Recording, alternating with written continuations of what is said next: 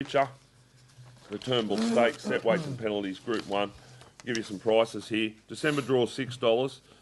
$12 rekindled interest. Happy Trails, 12. Southern Speed, 8. How do you pronounce this? Which one? Your horse. Viola Itchy. Okay. $8. $8.50 Linton. Green Moon, $4.80.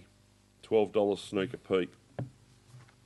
I think Viola Itchy's found the right price. When you can get $6 on December draw, he's $8. Mate, this is a tough race. I'm really looking forward to seeing that Ethiopia as well. Typically, I don't like following Derby winners in the spring. I thought he was solid first up, but I just don't think he's got the dash to beat these horses at 2,000 metres. Yeah, I think you're right. You know, winkers go on him. And look, there's no doubt he's a good horse, but he's not, I don't know. Flemington's going to suit him, there's no doubt in the world, but I just don't know that he's got the dash when it's going to count in the race to be winning this. I've found December draw. Yeah. He's had 2 runs back. He improved significantly into his second up run. I sense he'll improve again. Got a great record at Flemington, 4 wins from 5 starts, 3 from 3 at the track and distance. I think you can just back him each way with confidence from a good draw. Yeah. Mate, I thought him and Green Moon were the 2 top picks for me. Definitely. Green Moon, very good horse, will roll forward, be up on the pace. So will December draw. Look, if there's a roughie, I might get laughed at here, but Mudra, I thought his run first up was fantastic. Just looking here, the flux says 31 to 51. I actually thought there was some money for him late, but look, he's charged home for third. He beat home Moraine on that occasion, and he's a horse that sort of, I think it was 2 years ago, he was a real cups type of horse, and he just didn't come up last time, didn't he? So, but he might be back, and if he is, he's probably a rough shot.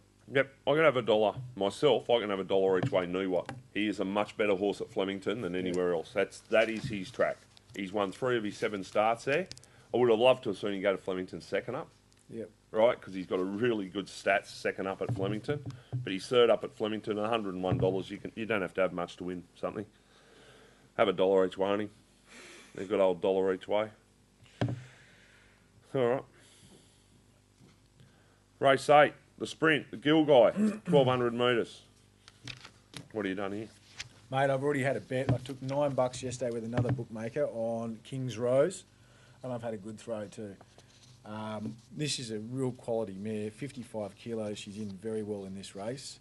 Not that it's necessarily a big deal up the straight, the weights, but her first up run last preparation. Who bet $9? Betstar. Okay.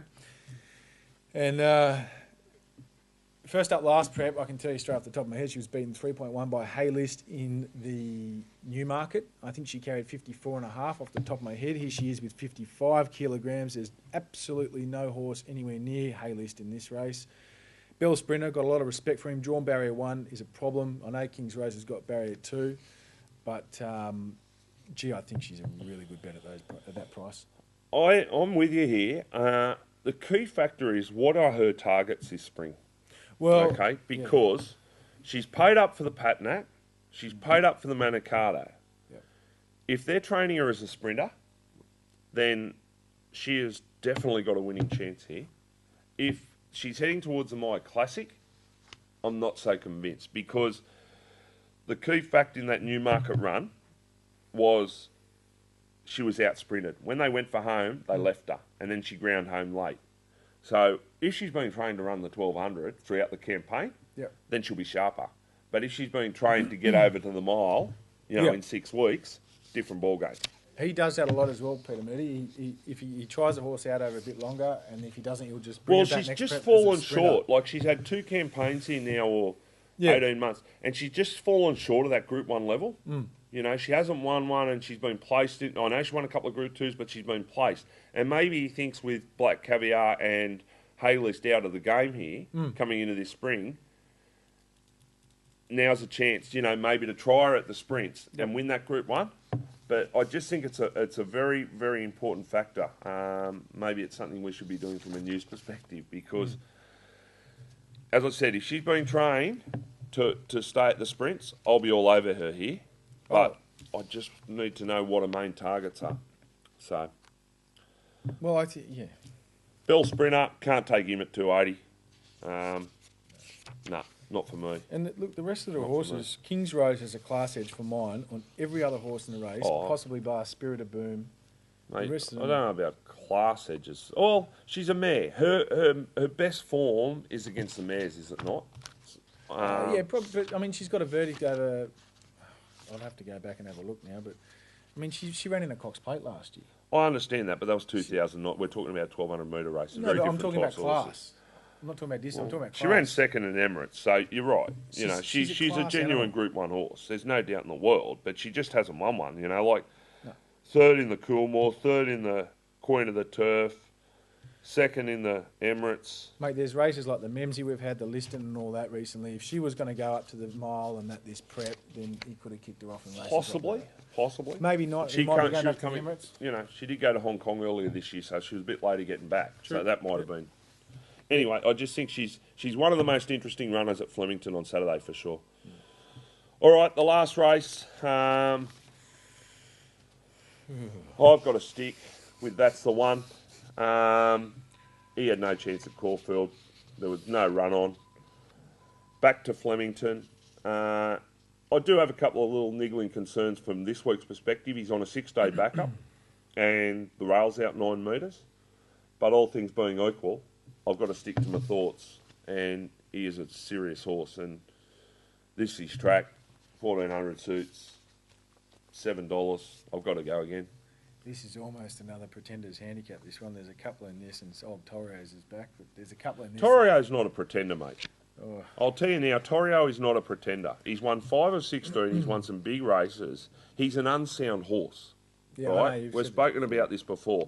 His first up run was actually quite good, I thought. He sprinted up to win the race at the 200, and his condition blew out. Well, he's... 1,400 first up. He's never given me the indication he's a 1,400 metre first up horse. What price was he first up? Knowing the way the bloke trains, and this is my opinion and nothing else, but knowing the way the bloke trains, it surprised me that he was in a 1,400 metre race first up. I'm tipping it was the owner's idea and not the trainer's. But with that run under his belt, second up at 1,400, different ball game.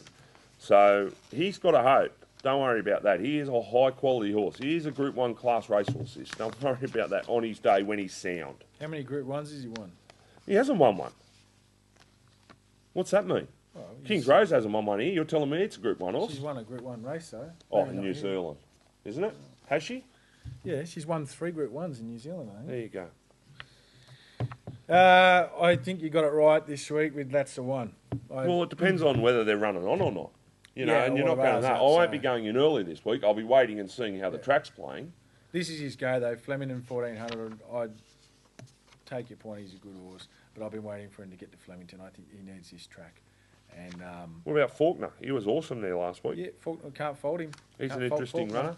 He's an interesting runner. Yeah, Menados as well, mate. He went good first up. He charged through the line. They put the stallion chain on him. Yeah, obviously he's... How do you get one of them? Hey? How do you get a stallion chain? Well, it just means they just put the stallion chain on just to keep you in check, mate. It obviously he's got a bit of attitude. Well, you should know. Hey, yeah. Did you get any emails? Nah, got nothing. No one's interested in you. No one's interested in you. Well, that's good because I'm pretty sure it'd be 95% blokes that watch this show. They reckon you're a stuck-up Northern Beaches boy. All right. Best bets on that note. King's Rose, just Jesus, get on this thing each way if you have to. This is a great bet. All right, the best bet of the day is Villa Splendido in race 3. There you go. All right, it is the best bet of the day. If the track's playing fair, bet up on That's the One in the last. And if we can confirm that King's Rose is being targeted at sprints, I'm with you there. All right, I don't care. I think she'll win anyway, but fair enough. All right. Yep. Anything else? No, I don't think so. All right. Well, that's it. Well, next time we see you, we'll probably be in Melbourne. Yeah, we will. We're doing it from a new spot too, aren't we? Oh, yeah. It's all got to be organised. Okay.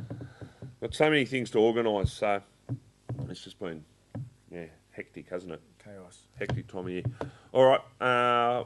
we'll be back soon, whether it be next week for Caulfield Guineas Day or the following week for Caulfield Cup. I can't tell you at the moment, but worst case scenario, our tips will be on the website. Not that anyone will care. Good luck, back plenty of winners, and we'll see you soon. Cheers.